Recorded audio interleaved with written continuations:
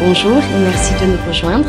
Nos perspectives porteront ce matin sur l'euro-dollar, ses évolutions récentes et son impact potentiel sur les marchés. Écoutons Thomas dans notre salle des marchés. La paire euro-dollar a effectué une correction mineure à la baisse lors de la dernière session, perdant 0,1%, le signal positif de l'oscillateur ultime étant.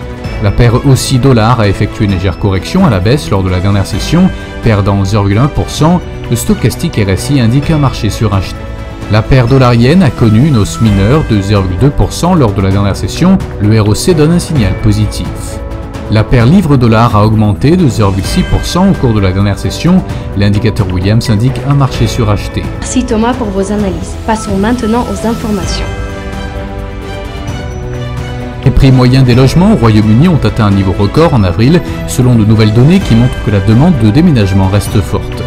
Au moins 9 nouveaux dépôts de crypto ETF américains ont alimenté l'optimisme quant à la possibilité d'une approbation réglementaire. Cependant, le principal régulateur de Wall Street la flambée des primes pour le pétrole de la mer du Nord a entraîné un afflux de cargaisons de brut vers l'Europe en provenance des exportateurs du bassin atlantique. Merci Thomas. Écoutons à présent les événements économiques les plus importants pour aujourd'hui.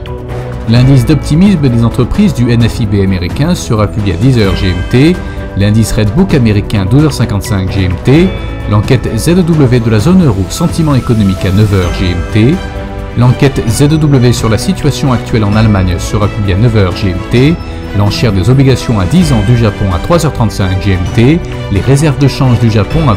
Nous espérons que vous avez apprécié nos perspectives du marché d'aujourd'hui. De la part de toute l'équipe, nous vous souhaitons une journée de trading productive.